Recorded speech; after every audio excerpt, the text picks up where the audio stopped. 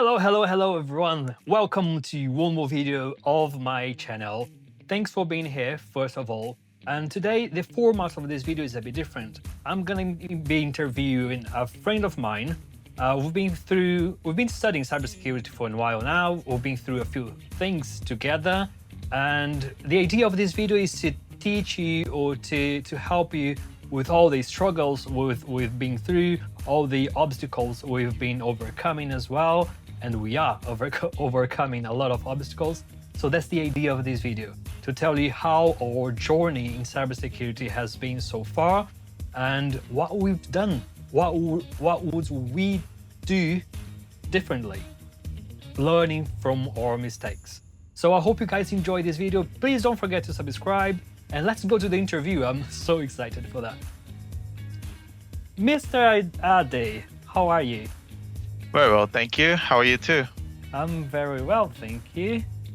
So excited for this interview, for this podcast. Finally, we've been trying for, I don't know how long, a few months. Yes, it has. Yes, Right? it has.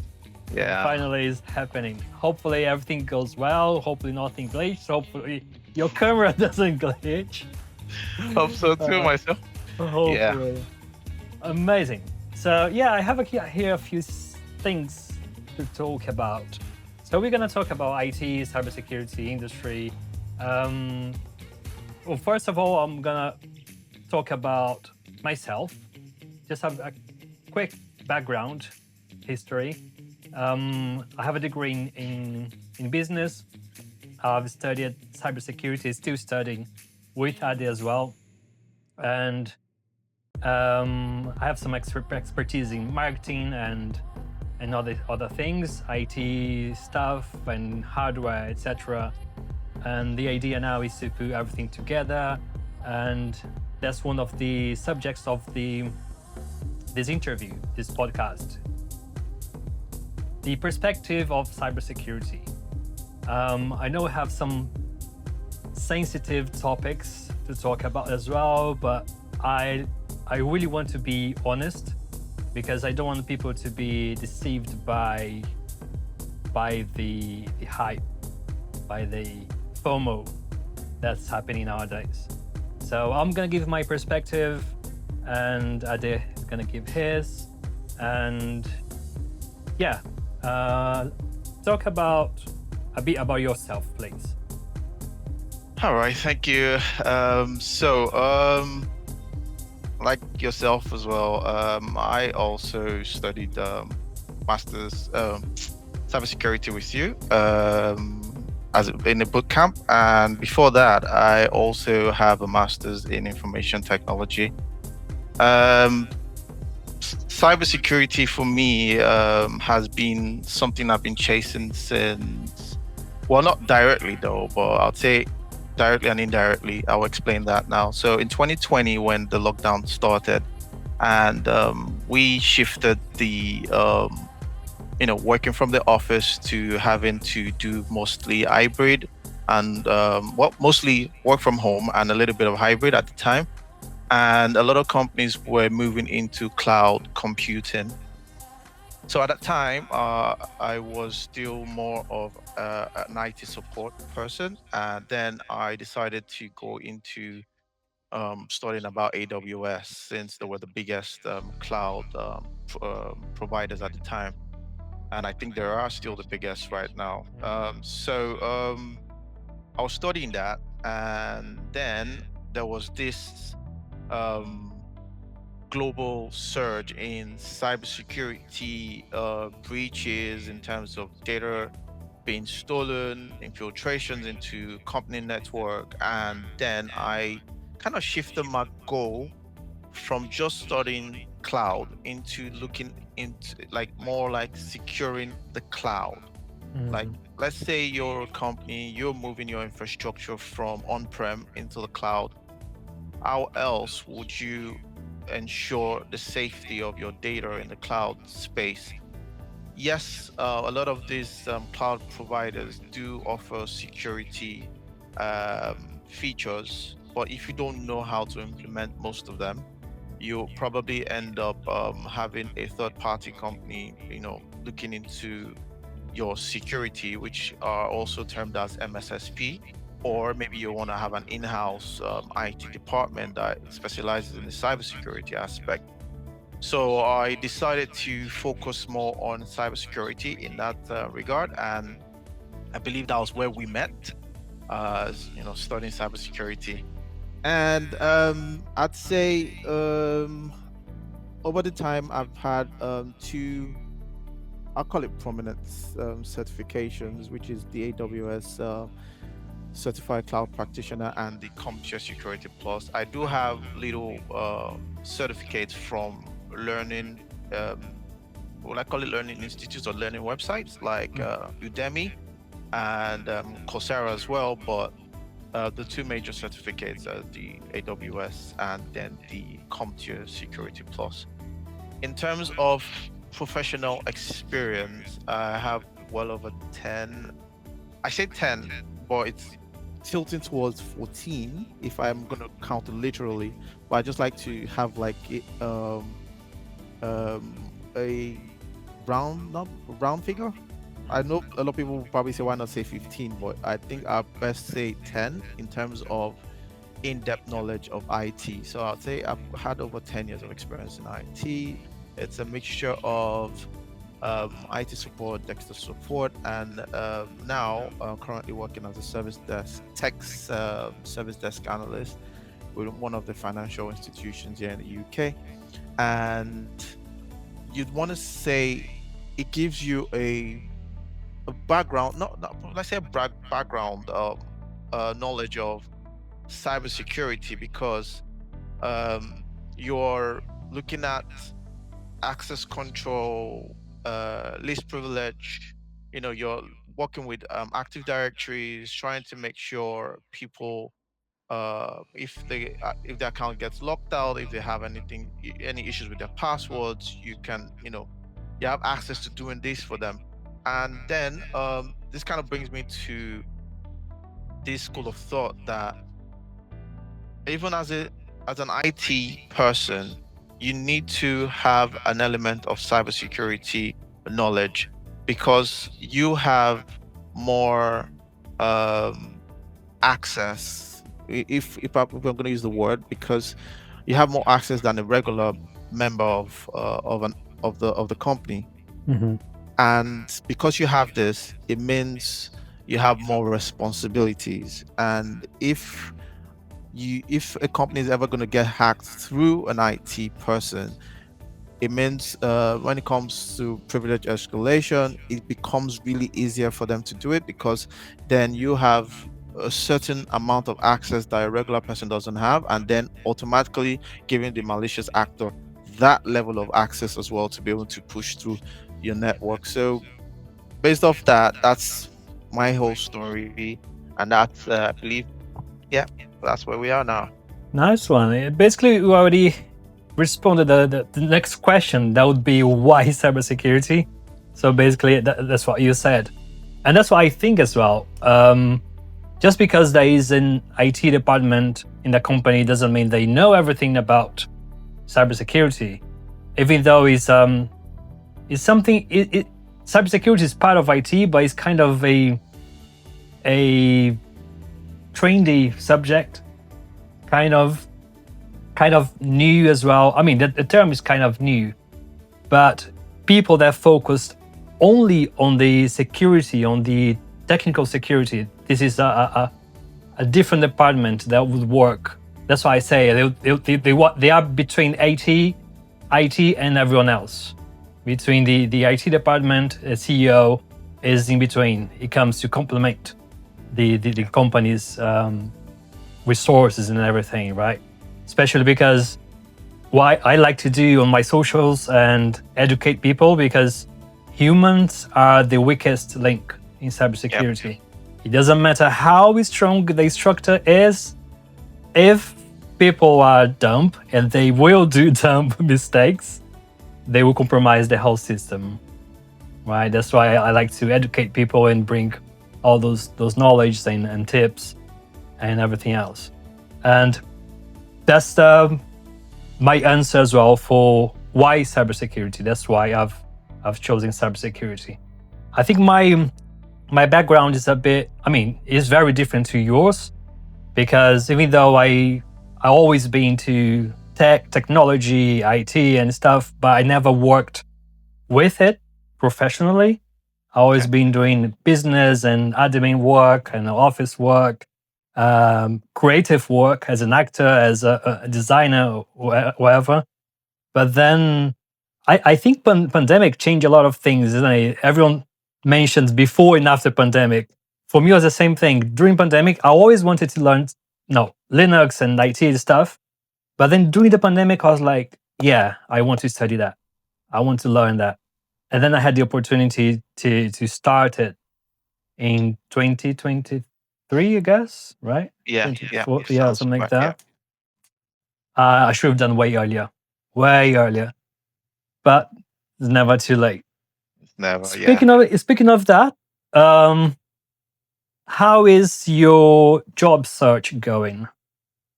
Yeah, that's another ball game. So you know how initially before you start, you do some sort of market survey. You know, you want to see how viable is this role, how many companies are looking for people in this role. If I were to go for this role, would I be able to get a job within? You know, you want to give yourself a timeline that you want to Hmm. work with, and the you know when you start to search for things in regards to a particular You know, job description.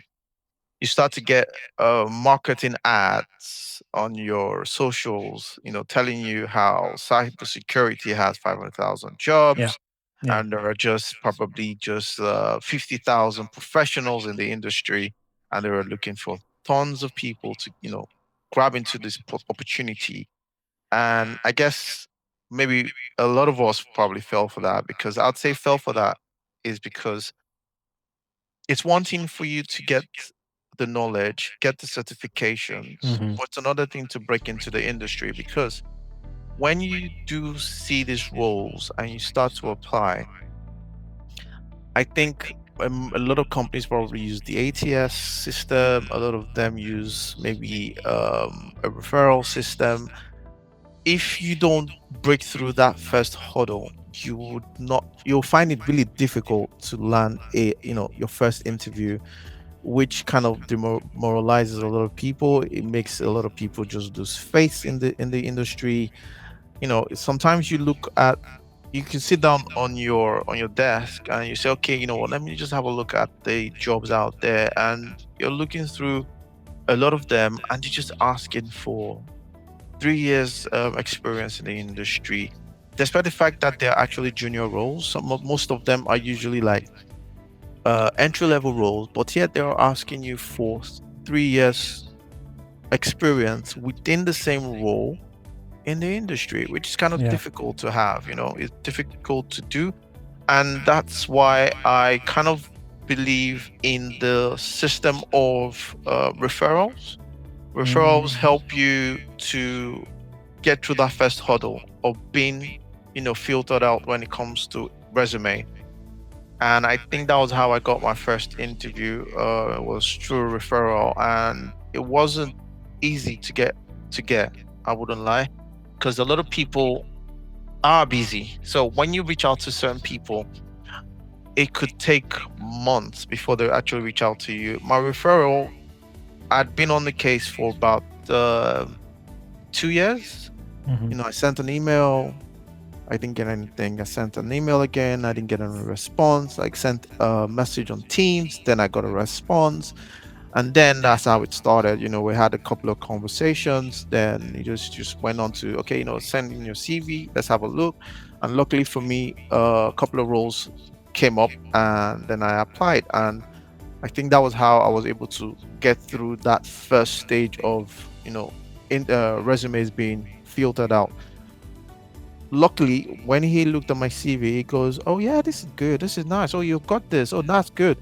And then it brings up the question that if you're looking at my CV physically and you're saying this is nice, how come it's been difficult to actually land an interview when you actually apply through one of these job search sites? Yeah. So it just makes you feel sometimes when they're using the ATS system, or if they're Yeah. using any sort of AI or any application to filter out CVs, it can never be as in depth as an actual person looking at it. Yeah. So yeah, that's on that aspect of CVs. In terms of the interview, we had it, but um, obviously there were. I think it was just about one role, and were a lot of people. So I didn't get that job at the time, but I'm being looked out for. Well, I'm being considered for another role that might be opening very soon. So it just Nice. gives you that. Promising, that there's a light at the end of the tunnel Yeah. kind of speech. Just keep at it. Um, Capitalize on referrals. It's very key. Referrals is very key. For people that don't know what that is, what does ATS stands for? I think that automation. Give me 1 second. I think I have it here. Yeah, automation. It's basically a filter, right, between the applicant and the recruiter. Yeah, you have the word. So applicant tracking system. Oh, nice. Yeah. Yeah. So basically, it's a system or AI that will filter your CV, and the recruiter will never even read your name. So that's what I feel as well. They don't even see the CVs. So I wouldn't waste my time applying. I did that. I did a lot. I applied for, I don't know, countless, maybe over 1,000. Yeah. Nothing. Yeah. The only one I got something Yeah. was through a friend of mine that works for Secure Flag. Okay. Is a learning platform. I've been through 2 interviews with them. The first one was for engineer. I'm not an engineer myself, so that's why I didn't get the role. However, for the second one, they were looking for a brand ambassador, which I'm not an engineer, but I'm between an engineer and a brand ambassador or whatever, influencer. That was exactly what they wanted. The CEO of the company requested me specifically to my friend, and I thought I had it. I thought I had a job. So I went through 2 interviews. The job would be amazing. The salary really good. I don't know if I should mention the salary, but it's a decent salary for cybersecurity. Yeah. Even though I'm not an engineer, there are things that I can learn and be good at, and the things I'm good at, engineers are not, which is this: talking to people, talking to the camera. So I was like, perfect. That's a good role. I think I got it. I've been through the first interview. They loved it. The second one, they requested a presentation, which would be a presentation. That's what they requested. A presentation for an audience that doesn't know technicality. They know nothing about the that's what they requested. I prepared the presentation. They loved it. They were like, Tiago, this is perfect. It was very engaging. I dedicated like almost 2 weeks of my life, polishing the presentation, studying techniques, how to engage with the public, how to tell stories, to engage them to the subject, a lot of psychology, etc. I learned a lot. Long story short, after 3 days, they reached back. They're like, well, you're very good. It was a really tough decision, but you're not very technical, and we're looking for someone more technical. I was like, but that's exactly why you didn't want it. That's why you didn't request. But anyway, I consider that I didn't waste my time because I learned through the interview. By doing the interview, I learned by doing the presentation. So it's a win-win. I didn't win the position though, but I've learned something. And yeah, long story short, I didn't get the role. I got really sad and frustrated, and Yeah, I know that I feeling. was like, I'm gonna give up. I know, because I've been trying so hard. I've been studying so much. Even though all the questions they asked at the end of the presentation, I wasn't ready for that because they never told me. They never said that. So I said to them, look, I wasn't prepared for those questions. Some of them I answered, some I couldn't. Some was kind of how can I say, defying, because he asked about cross-site script attack. I explained what there was, what there is, and then he said, "Oh, okay. So you're saying that this is a front-end attack?" No, he said, "You're saying this is a back-end attack?" I said, "No, it's a front-end attack." He was like, "Yeah, but that's confusing, right?" I said, "No, because it can be performed through through a website."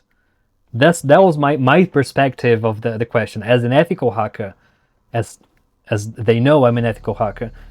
I'm not programmer, but they think as an engineer, as a programmer, so it's as a back-end attack.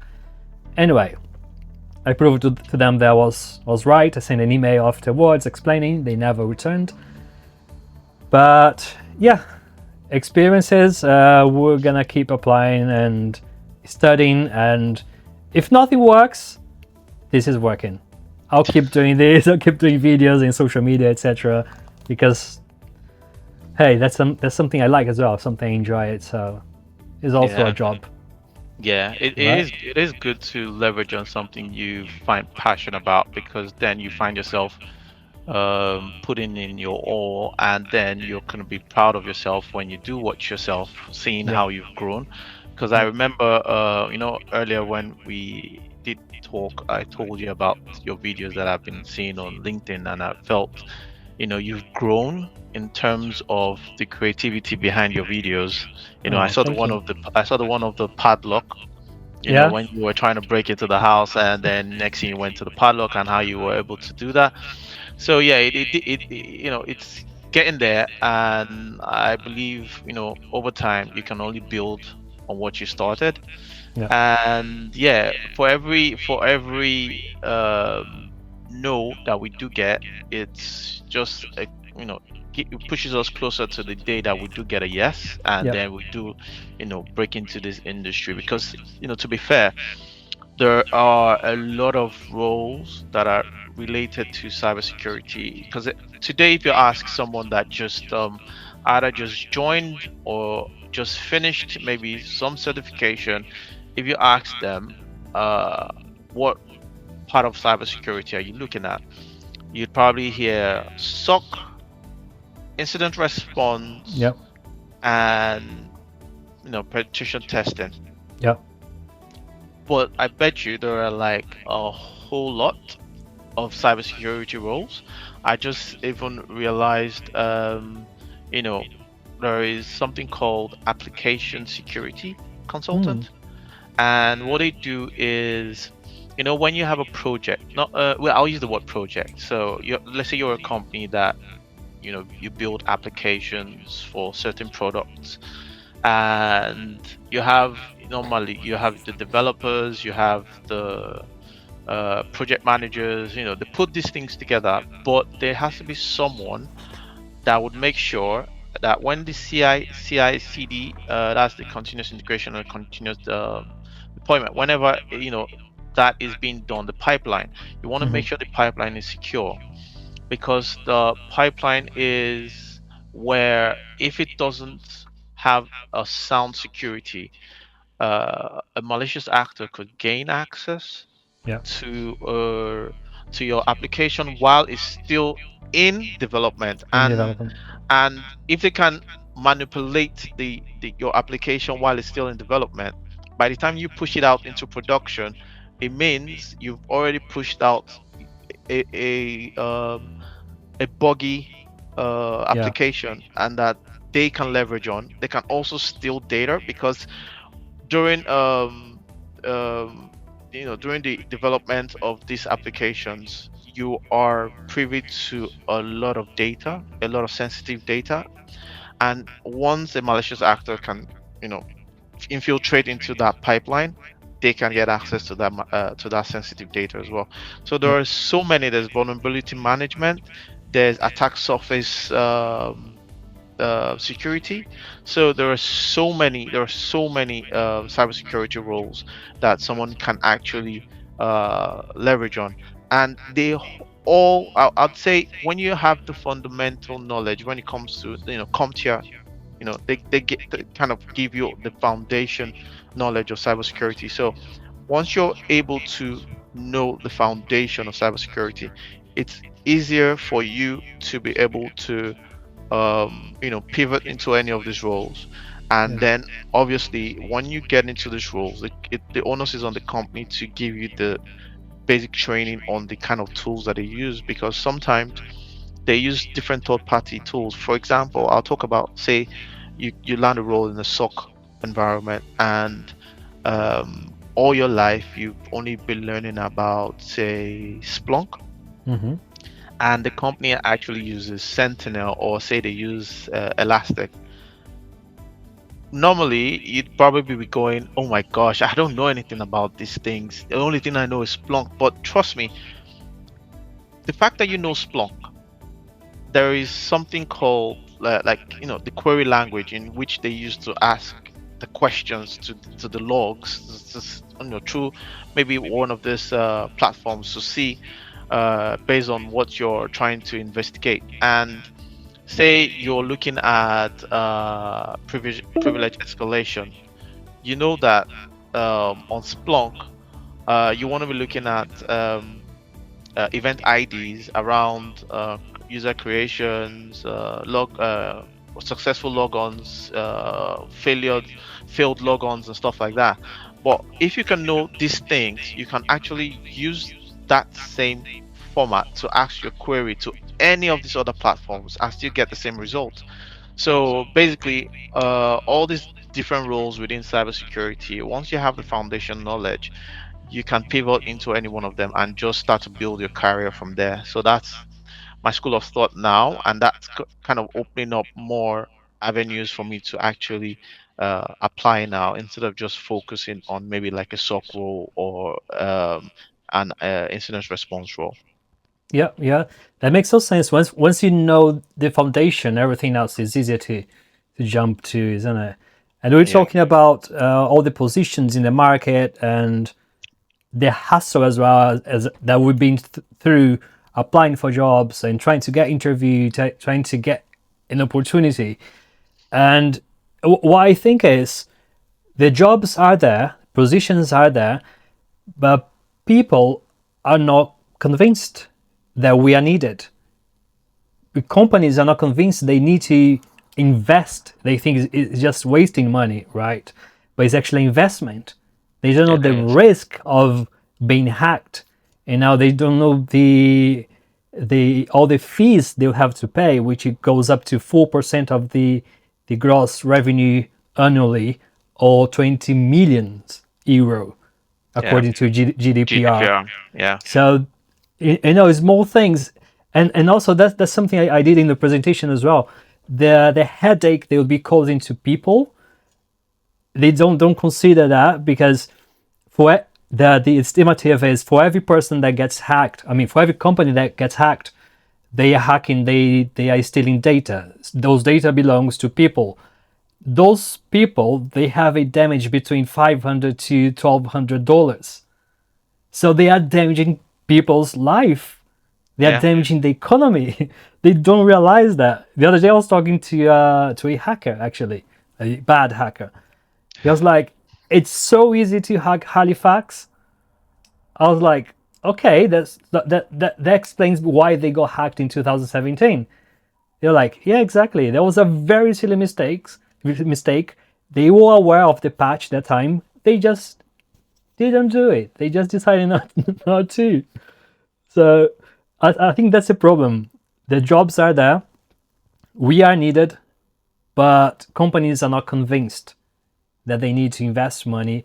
And especially, I can tell by the people that comes to me on social media, and everyone that I speak about cybersecurity and ethical hacking and vulnerability. People are still using password 123 as a password. So we can get a reference by that, and then that escalates to people, and then you get Yeah. CEOs that has no passwords, that only have one authentication system. For So multiple. Yeah. exactly, so it's the whole system that is fragile, and it needs to be changed. So the positions are there. If people that is watching this video is thinking to go for cybersecurity, that's the problem. The job is there, the position is there, but it's not that easy to get. But as I said, if you have a reference, if you have someone to recommend you, or if you have or if you're proactive enough to study and create a business. For Yeah. example, I have two clients that they pay me to raise data about some people. Those people are being responding for criminal offense, etc. So what I do, I only use OSINT, open source intelligence, data that is opened. I gather them up, give to them, they pay me. So that's another opportunity as well, isn't it? Yeah. Not only rely on companies, not only rely on being hired, but also create your own business. That's another thing. Yeah, that's the way to go. I believe that's kind of like it doesn't just pertain to cybersecurity. I think in the world in general, you shouldn't just depend on getting the job of your dreams, because Yeah. sometimes it just might not come. But if you can create the job of your dreams Yep. and be an employer of labor, that also help to drop down the percentage of unemployment in the world today. So true, so true. Do you have any cool project you've done so far? Can you mention any cool thing? So work has been a little bit demanding lately. Usually we have peak periods and off-peak period, but for some reason this year has been mostly peak periods. It's been very demanding, but whenever I'm not working, I do try to put out documentations. Well, not documentations. I'd say they're like stories on LinkedIn of training cybersecurity tricks that malicious actors are perpetrating, just to try to bring it to the attention of the general populace. But I do also put my hands on some basic labs, and I try to put them up on LinkedIn as well. I'm also trying to create like a portfolio on Notion so that I can also put that out there as well. The most recent one was a kind of a combined thing between me and Raymond as well. It was more of having a school that wants to create like an Active Directory and certain permissions and active groups, organizational units within the Active Directory as well. So we had to create like a virtual environment where we would create servers to host the Active Directory, the domain name server, and also we had to also put up what's that word called again? Like Windows virtual machines as well, so that we could log in and also test all these parameters that we've set up. And that's like the most recent one. Before that one, we did do one that was more of using the atomic red team to simulate an attack and then go through the logs to try to see what you should be looking out for privilege escalation. Also making use of the MITRE ATT&CK website to look at the framework, because that's a very good tool if you're a cybersecurity enthusiast. If you're looking to go into cybersecurity, that's one tool that you need to actually understand how to use, because it does tell you about threat actors. It tells you about their common traits, how they perpetrate their malicious acts, and it does also tell you what to look out for if you're trying to look out if you're probably doing like a threat hunting and you're trying to see if you've been breached by anything. So let's say the attack that happened recently to the retail stores in the UK. I Mhm. believe you heard about that. Yeah, MNS. Yeah, and a couple of, I think, two other ones as well. Mm. So people that are within that space, even the financial sector and all the other retail outlets as well, would have probably gone into more of like a threat hunting mode to see if they've been subject to that attack.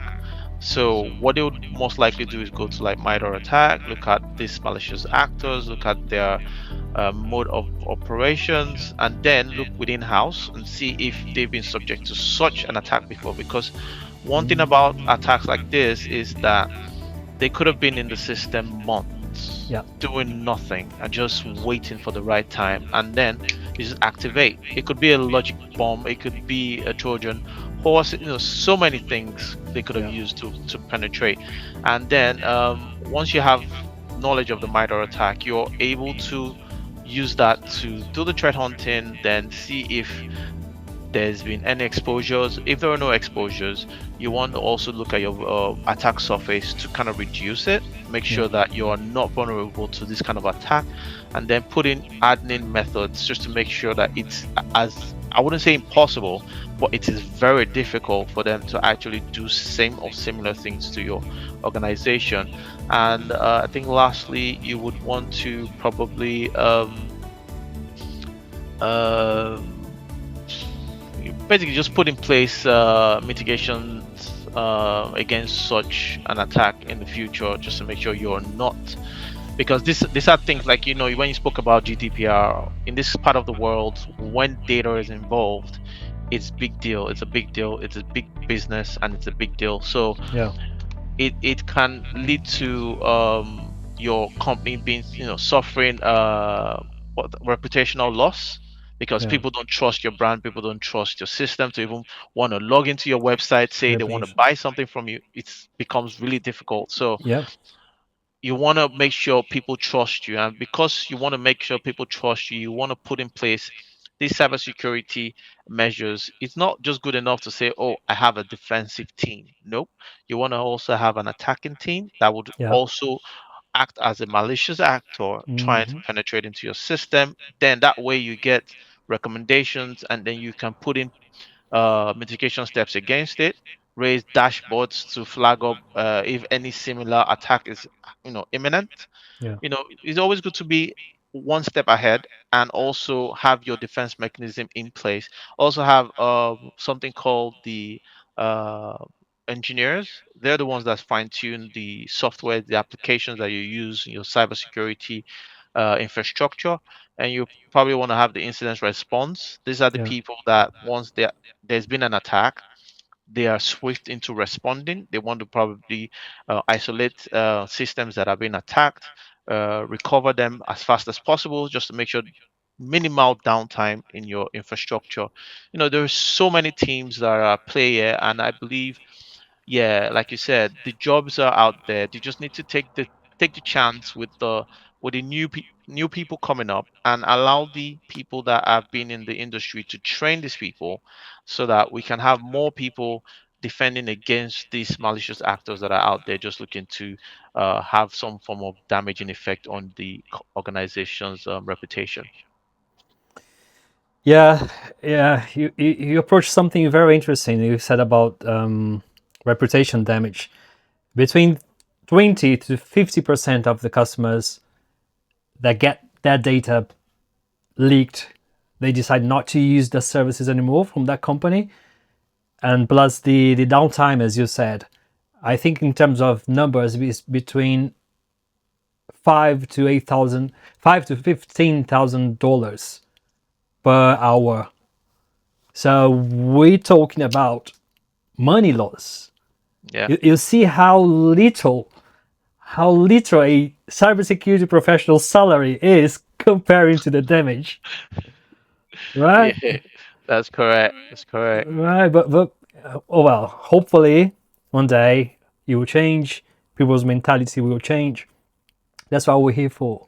We got you guys. We got you, business people, CEOs, managers, recruiters. please look at us. We're here to help.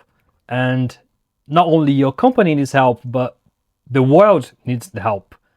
That's why I decided to do this social media, because everyone needs to know how to be safer online. Everyone needs to know how unsafe everyone is online, how something polemic now, how the government doesn't know how to protect you. So you have to know how to protect you. I don't know if you heard about the encryption system, the ADP, Advanced Encryption System, something like that, from Apple. The UK government demanded Apple to stop the service. So every Apple user doesn't have the encryption system anymore. And the excuse is like, oh, because we're gonna catch pedophiles, we're gonna catch criminals. But what about 95.9% of the society that is not criminal? Do you know what I mean? So they don't know what they're doing. People that implement those rules, they don't have any IT background, any technology background. So it depends on us to go after knowledge. That's why I say to my friends, stop scrolling and watching cute cats on Instagram and follow people that will educate you. They'll give you knowledge. Now, something productive. I tell everyone off. And I hate as well when I catch myself scrolling. No, I don't like it. I really don't like it. Amazing. So yeah, as you said about your projects, this is one of my projects. I think it was my first project. I started as just a simple network scanner to find vulnerabilities. And as a creative, I was like, wait, what if I be creative with this one? I love cyberpunk theme, all this stuff, and then I developed this application, which is on GitHub. If anyone wants to download it, improve it, or give feedbacks, it's basically I named CNS, Continuous Network Scanner. It keeps scanning your network. Of course, it takes the traffic as well. It gets a bit heavy.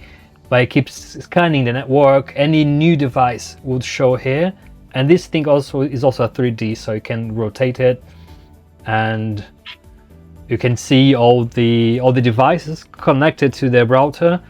And there is also AI as well. You can sync with some AI for feedbacks, for insights, and there is also a statistics also, which I brought a API from VirusTotal, which helps also to diagnose any potential threat.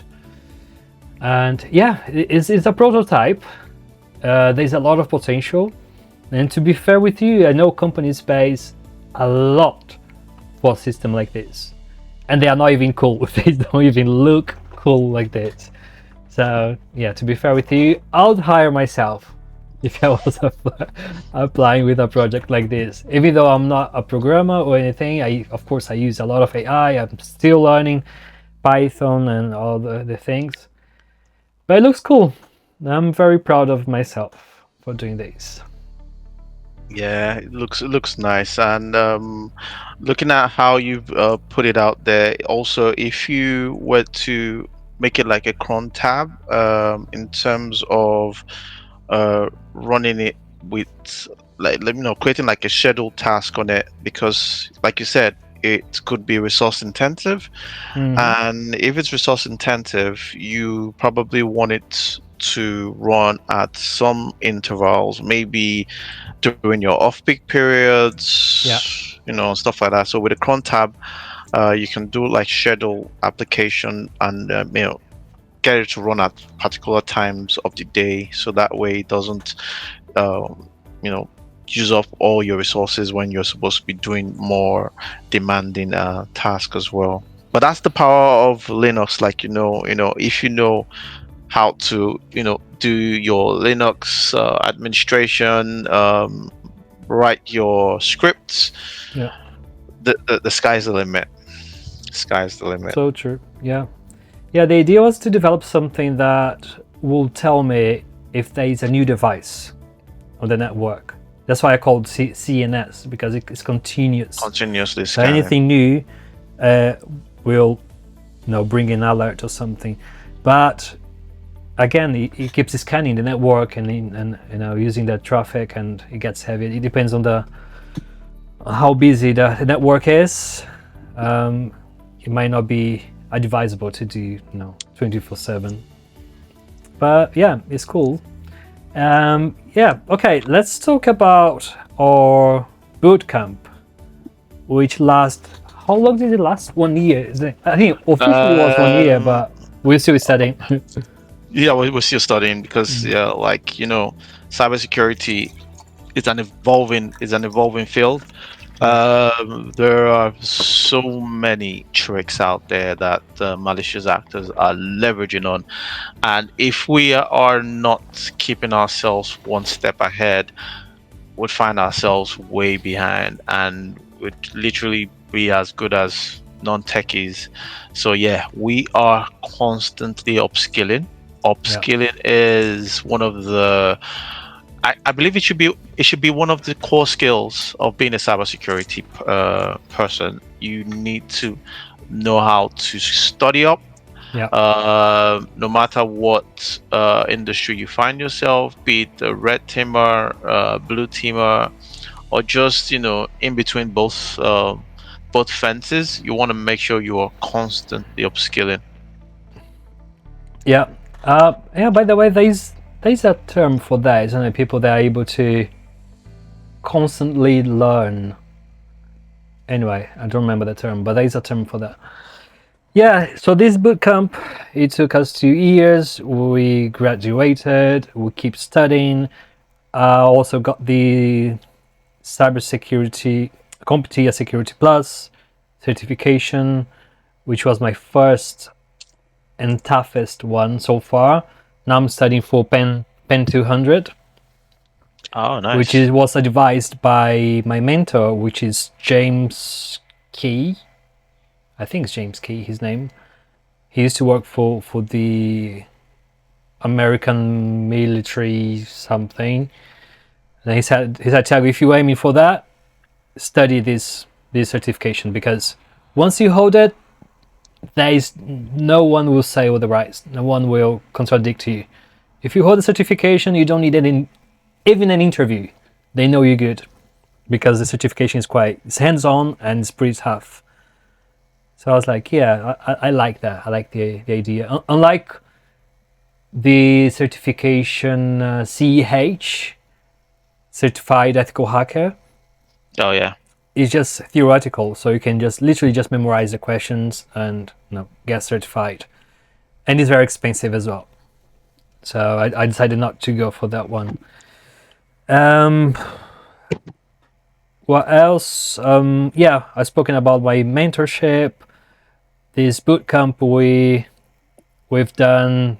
We have a career advisor as well, and the teachers are pretty helpful. Yeah, and we can tell that everyone, literally,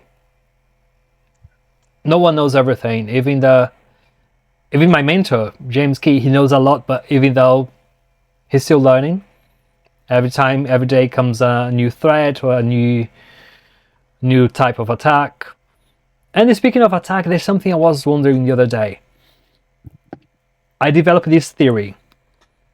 The hackers, they are not using 100%. I mean, we can't see 100% of their potential, but they are doing something. They are preparing something big. That's my theory. Because as you said before, sometimes they could be in a system and no one knows about it, but they are there. So my theory is they are preparing something big. They are taking all the systems, and at some point they will strike. Yeah. So let me say, let me say something about what you just said there, because it just came to mind now. Yeah. So, you know how we talk about DDoS or DDoS, sorry, not DDoS, DDoS, distributed denial of service, and how we talk about a malicious actor, sending packets or signals or whatever it is from various computer systems just to probably crash a web application if that's the case, or a system if that's the case. And how do they get these systems under their control? It could be as easy as, oh, someone saying, oh, I need Microsoft Word application, but I don't have money to pay for the application. And someone tells you, oh, you can go to this website and download the free version. There's really no free version. There's either a trial version and there's actually a proper version where you pay for it. So if you're getting the free version, a lot of people don't ask what is the catch. Hmm. Mm-hmm. They just go ahead to download it and install it. Quite all right, it works. It Yeah. does what it needs to do, but you don't know what's under the hood. Yeah. Same thing with maybe movies. Someone just tells you, I want to watch this movie. Oh, it's in the cinema. Oh, it's on Netflix. Oh, it's on Prime. But I don't want to subscribe for it. Okay, you can download the free version Yeah. from here. How are people making money off of free version? You'd ask yourself if there is no catch underneath the hood. Yeah. So then, if they have a lot of people having this on their system, whenever it is, like you said, they want to strike, all they need to do is just initiate the command from that end, and next thing, your computer becomes a zombie, and next thing, it's doing what it needs to do behind the scenes. And that is why sometimes it's scary when you have a look at Wireshark. When you just look at the network logs of Wireshark and you see what is going out of your system, Yeah. if you do not know how to look at the destination IP, the source IP, try to look at where these things are coming from, where they're going to. Sometimes it could be scary because you just see some IP addresses and you're wondering where is this going to. And if you are fortunate enough to know how to use Wireshark and just do the follow the trend, and you can see, okay, from this IP to this IP, what has been done. Sometimes you might be scared to even find out that some Yeah. exfiltrations are happening in the background, but you have no idea about. So it's crazy, and that is one thing about cybersecurity. Once you study it, it puts you in this kind of state of mind where you don't trust anything. Yeah. There's that zero trust. Zero trust. Even if the link is coming from your family member and they're like, oh, bro, I need you to download this app, it's really good, it's really nice. No, tell me, what is it? Let me see what the app is about. If I really do need it, then yes, I'll do my due diligence on it, but I'm not going to follow the bandwagon and say, oh, A's done it, B's done it, C's done it, so you need to download it as well because everybody's doing it. No, because it just takes one of your devices on your network to get compromised, and Yeah. the next thing, everything is all compromised. I'm not saying it's impossible. I'm not saying it is something that you can do where you can block everything outrightly, because it might not be something you do on your own. That's why we have the supply chain as well. Yeah. It could be, oh, I bought this webcam, or I bought this security camera, and that's where the IoT is coming to play. You don't know what has been installed in the camera. Yeah. You could have probably seen it on online, but maybe they tell you, oh, this camera is supposed to be like 200 quid, but we're doing a promo for it for like 50 bucks. Think, oh my gosh, this is a bargain, this is a deal. £8 on Timu. Yeah.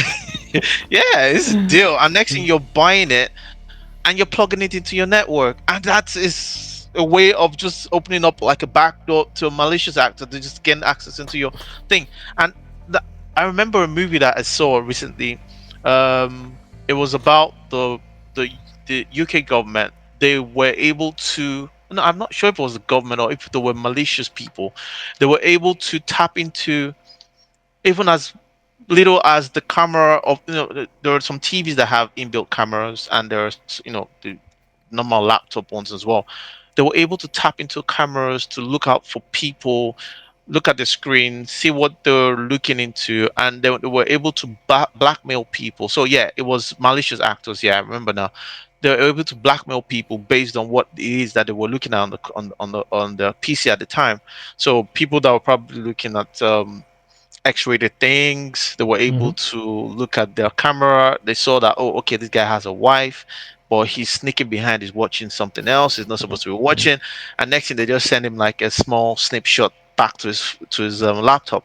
And next thing, he's opening it, he's looking at it, they're like, oh my gosh, damn. And next thing, they're asking for everything. Yeah, yeah, So yeah. it's crazy, man. It's crazy. By the way, there's something very easy to do.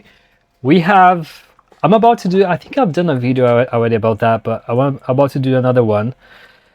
There's. Well, we know Shodan. So Yep. Shodan is a Google search for for everything on the internet. Open If there is ports. open ports, default passwords, everything is there. So if someone is looking for, let's say, okay, if I want to search for anything that opened is easier because I can just grab one and access anyone's camera inside a place. There are loads there, loads, Yeah. and that's Yep. not even hacking. It's open source intelligence. Yep. It's opened.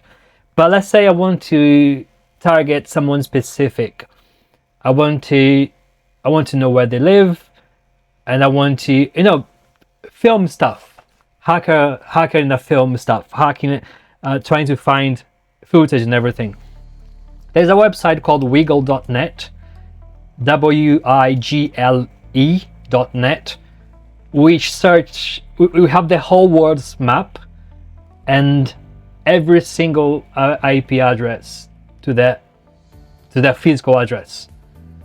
So if you know someone's specific address and you want to get access to that specific camera, just go to this website, find the location, you get the IP address. Perfect. Okay, now let's say the person has they put the smart cameras around the house, but they never changed the passwords. Perfect. I have the IP address, I have the password. At least if I know the IP address, I can scan the whole network. I can identify the model of the camera, and then I can identify the default password they're using for that camera. That's it. Hacked, blackmailed. They can do whatever they like.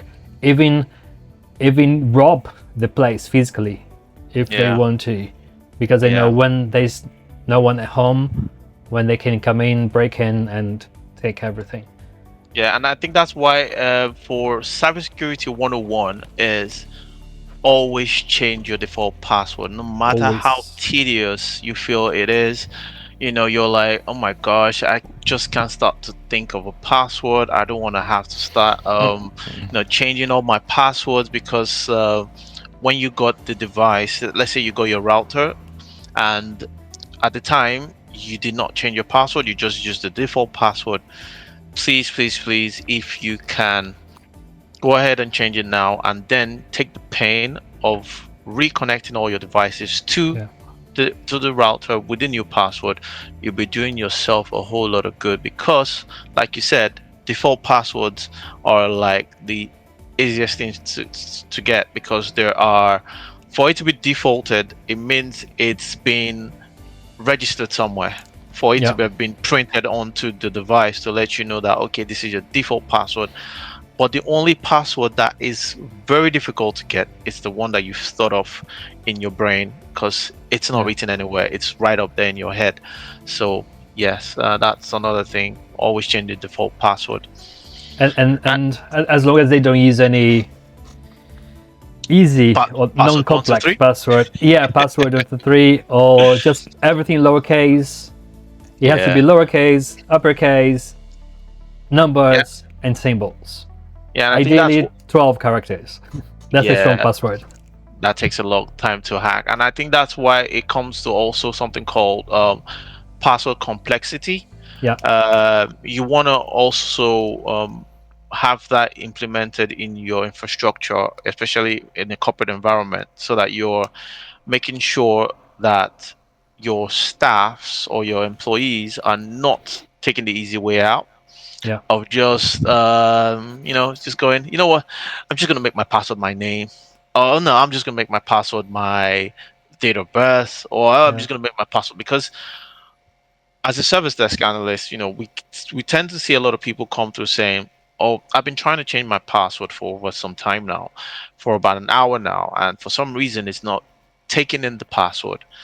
And next thing you're realizing, they're doing maybe like a sequence of alphabets, and then the number they just go 1 2 3. It's not going to take it. Yeah.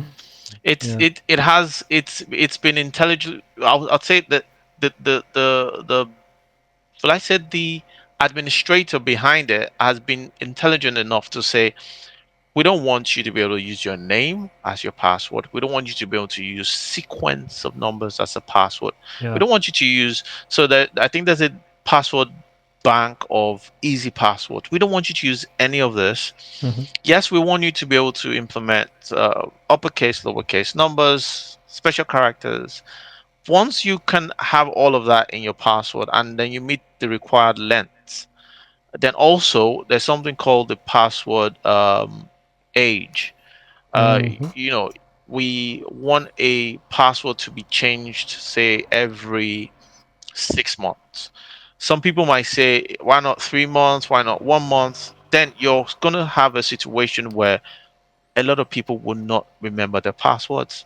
Yeah. If you're having to change your password every month, trust me, they would go on a holiday, 1 week holiday, and come back and not remember the password because they didn't have enough time to memorize it for that long. So if you're doing every 3 months, what's the assurance that the person would remember this password if they even go on break for about a week? So 6 months it's more than enough for the, because there's no how you would be using the same password for 3 months straight, 4 months straight, and then you go on a holiday Yeah. and you come back and you're still finding it hard to remember that password. It's going to be really difficult for that to happen. And even when it does, it's just 1 out of maybe 10, which is still a sizable number. And it's still okay. But yeah, so there's so many things that a system administrator has to put in place, Yeah. and every IT field has a security, part to play. It's just like in the movies, you know, there one person, a lead role or a lead character cannot make a whole movie. There are always different people that have to play different roles.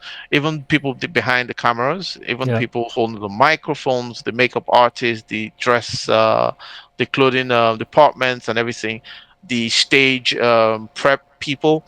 So it's the same thing with cybersecurity. It doesn't have to be played by just cybersecurity experts alone. Even as little as, like I said, the system administrators, they look at the complexity of passwords. They make sure they enforce these policies. They're called password policies. They make sure they enforce it, because if they don't enforce it, then if it's just a white paper policy without enforcement, I believe nothing is being done. Because a lot of people will just tell you, "Oh, I never read the email when it came through," or some of them will actually tell you, "I never saw the email," and then when you go Mm. to open up their emails, you see that they have 200 unread messages. How are they supposed to see that if they have that much unread messages? So yeah, enforcement being done by the system administrators, text, the service desk analysts, the um, support staffs, being able to explain, like you said, non-techies come through to get explanations on technical issues. You don't want them leaving the conversation even more confused. Yeah. Because if you're going to be explaining a technical issue to a non-techie person, I bet you, if you could see their faces on the other end, they'd be like, what are you talking about? I'm here to get answers, and you're just confusing me the more.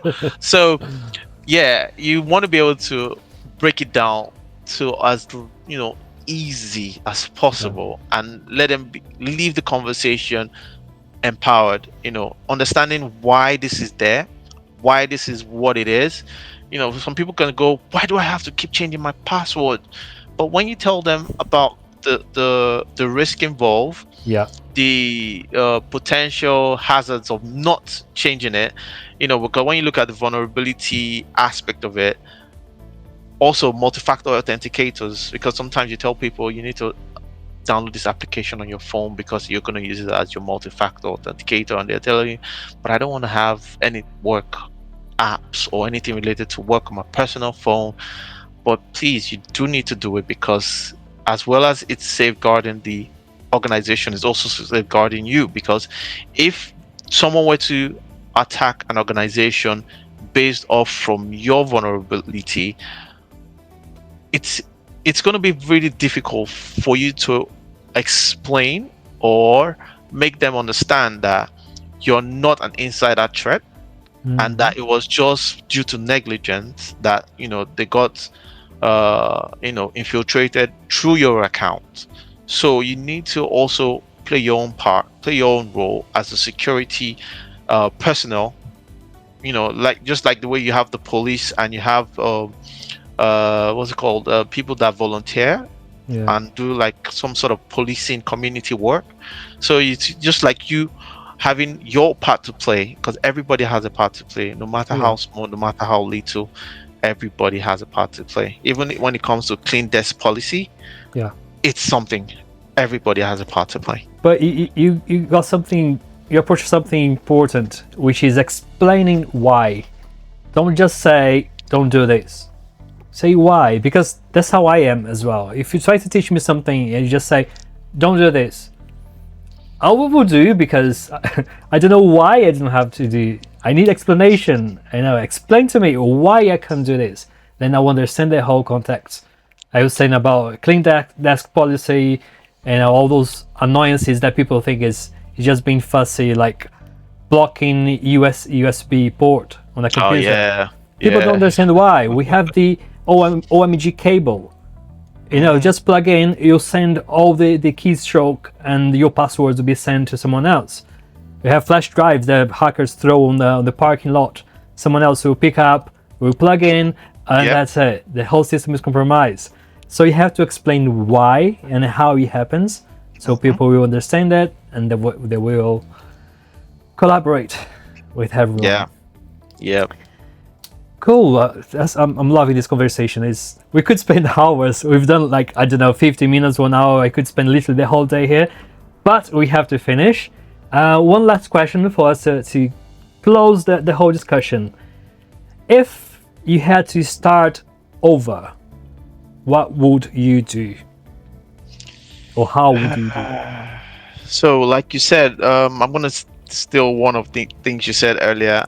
I could have started earlier, because then I'd have more time to spend to get more knowledge and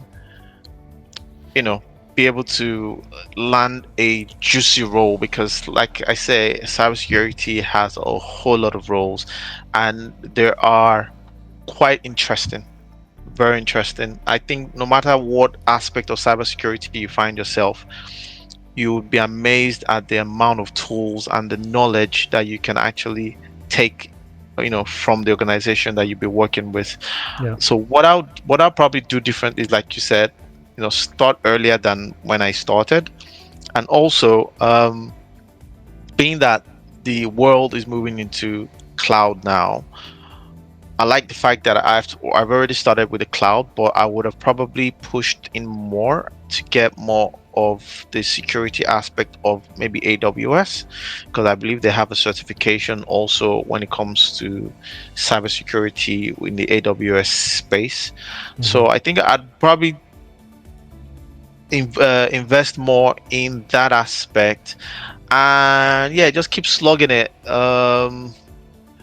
I think what I've done so far, I'm okay with what I've done so far. Only thing I probably would have done is, started earlier than I started now.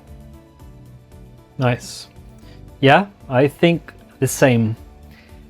To be fair with you, my first IT book I still remember was this thick, red, called Hacker something.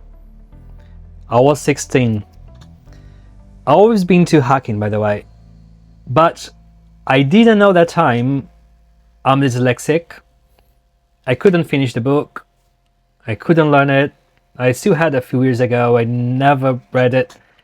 Now that I'm through treatments and everything, that could be, by the way, a subject for a topic for another discussion. You know, mental health and neurodiversity, all those things.